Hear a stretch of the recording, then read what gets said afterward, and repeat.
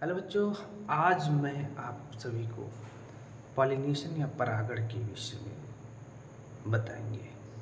देखिए, जब परागकोश से परागकण निकल करके स्त्रीकेसर की वर्तिकाग्र पर किसी माध्यम के द्वारा पहुंच जाते हैं तो इसी क्रिया को परागण या पॉलिनेशन कहते हैं। ठीक है, तो परागकोश किस में होता है? ये स्टैमेन हो गया, इस पे परागकोश या एंथर सेक हो गया, इसके भीतर लघुबीजाणुधारी या माइक्रोस्पोरेंजिया होगा, उसके भीतर होंगे पॉलन ग्रेन्स। अब ये जब रप्चर कर जाता है, इसका स्फुटन हो जाता है, ये जब फट जाता है परिपक्व होने के बाद, तो इसमें से परागकण बाहर निकल जाते हैं। अब ये परागकण किसी कीट के द्वारा भी, किसी ये पक्षी के द्वारा भी, हवा के द्वारा भी, अनेक अनेक माध्यम हैं, उनके द्वारा किसी तरह से स्त्रीकेसर के वर्तिकाग्र पर यानी गैनोसियम के स्टिग्मा पर पहुंच जाते हैं। तो इसी क्रिया को हम कह देते हैं कि ये क्रिया पॉलिनेशन हो गई। ये क्रिया क्या हो गई? परागण हो गया। तो transfer of the pollen grain from the anther of the androecium to the stigma of the gynosium through any agency is called as pollination। यानी जब परागकोश से परागकण निकल करके स्त्रीकेसर के वर्तिकाग्र पर किसी माध्यम के द्वारा पहुंच जाते हैं तो इसी क्रिया को परागण कहते हैं। अब परागण की जो क्रिया होती है वो दो तरह की होती है। ये पुष्प है, इसमें नर जनन अंग भी है, मादा जनन अंग भी है। तो परागण की क्रिया माने इसी पुष्प के परागकोश से परागकण निकल करके इसी पुष्प के स्त्रीकेसर के वर्तिकाग्र पर पहुंच जाएंगे।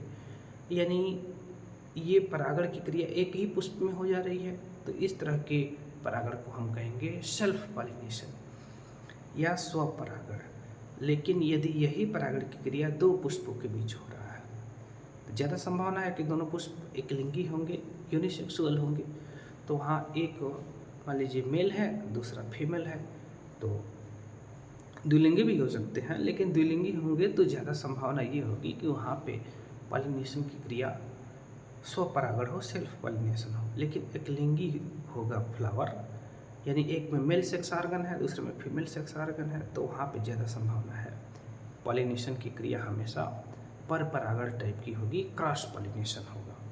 यानी यहाँ पे नर जननांग, यहाँ पे मादा जननांग। अब इसका इसके परागकोश से परागकण निकल करके इस वाले के स्त्रीकेसर के वर्तिकाग्र पर किसी माध्यम से पहुँच जाते हैं, तो इसको कहते हैं क्रॉस पॉलिनेशन या पर परागण। अब परागण जब हो जाता है तो परागकण स्त्रीकेसर के वर्तिकाग्र पर पहुँच जाते हैं। जो स्त्रीकेसर का वर्तिकाग्र या स्टिग्मा होता है वहाँ पे शुगर, मैलिक एसिड, वाटर है ना, वाटर को एब्जॉर्ब कर लेता है और शोषित कर लेता है परागकण, और वहाँ पे जन्मपोर के रास्ते परागकण का अंकुरण हो जाता है। बाद में जाके फर्टिलाइजेशन करेगा। फर्टिलाइजेशन करने के बाद सीड का ओव्यूल से यानी बीजांड से सीड का निर्माण होगा, और ये जब सीड बन जाएगा तो इसी बीज के द्वारा पौधे की संख्या में वृद्धि होती है। अब देखिए, परागण तो मेनली दो ही होता है, एक स्वपरागण, एक पर परागण। लेकिन पर परागण भी कई प्रकार का होता है। पहला जाइटोनोगेमी। मान लीजिए एक प्लांट है, इसी पे दो फ्लावर हैं। अब यदि पॉलिनेशन इन्हीं दोनों फ्लावर के बीच में हो रहा है ना, तो इसको कहेंगे जाइटोनोगेमी। यानी एक प्लांट के दो पुष्पों के बीच जब परागण होगा तो इसको कहेंगे जाइटोनोगेमी। ठीक, अब एक ही जाति के दो प्लांट हैं, एक ही जाति के दो प्लांट हैं, इसमें एक फ्लावर है, एक फ्लावर इसमें है। इनके बीच जब पॉलिनेशन की क्रिया होगी तब इसको कहेंगे जीनोगेमी। तब इसको क्या बोलते हैं? जीनोगेमी। अब दो प्लांट हैं, ये एक अलग वैरायटी का है, एक अलग है। इसका नाम मान लीजिए ए है, इसका नाम बी है। इन दोनों पे एक फ्लावर लगे हुए हैं। अब इनके बीच जब पॉलिनेशन होगा तो इसको हाइब्रिडिज्म कहते हैं। ठीक है, तो स्वपरागण को ऑटोगैमी कहते हैं, और परपरागण को क्रॉस पॉलिनेशन या एलोगैमी कहते हैं। ये परीक्षा की दृष्टि से बहुत ही महत्वपूर्ण होगा।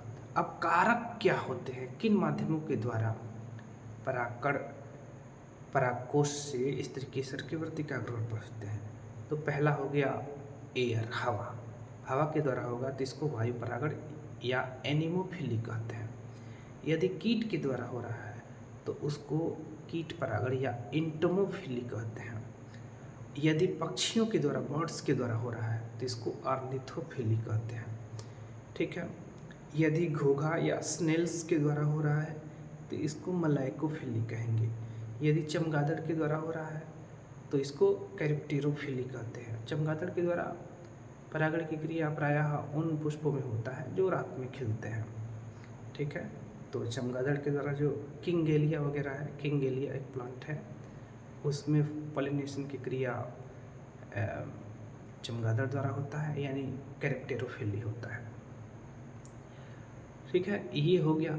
इसके बाद यदि चींटी के द्वारा हो रहा है तो उसको मैर्मिकोफिली कह सकते हैं। ठीक, जो वाटर में पौधे पाए जाते हैं, बिल्कुल पानी के भीतर डूबे होते हैं, उनमें पॉलिनेशन की क्रिया जल के द्वारा हो सकती है, तो वहाँ पे पॉलिनेशन का जो माध्यम है वो वाटर होता है और इसको हम कहते हैं हाइड्रोफिली। अब पानी के भीतर भी परागण हो सकता है और ऊपर भी हो सकता है। तो भीतर जब होगा, नीचे पानी के अंदर, तब इसको कहेंगे हाइपोहाइड्रोफिली। हाइपो माने नीचे होता है, और जब ऊपर होगा तब उसको कहेंगे एपीहाइड्रोफिली। तो इस तरह से जो हाइड्रोफिली है, यानी जल द्वारा परागण होने की प्रक्रिया है, उसको दो भागों में बांटा जा सकता है। एक जल के जो ऊपर परागण होता है उसको एपीहाइड्रोफिली, दूसरा जल के नीचे जो होता है उसको हाइपोहाइड्रोफिली। तो ये परागण की एजेंसी हो गए, परागण कराने के माध्यम हो गए। तो इनको भी जरूर याद रखेंगे। यदि मनुष्य करा दिया परागण, एंथ्रोपोफिली हो सकता है। ठीक, ये बहुत इम्पोर्टेंट है, परीक्षा की दृष्टि से उपयोगी है, तो इसको ध्यान में रखेंगे। और कमेंट करके ज़रूर बताइए आपको वीडियो कैसा लगा। बहुत बहुत धन्यवाद।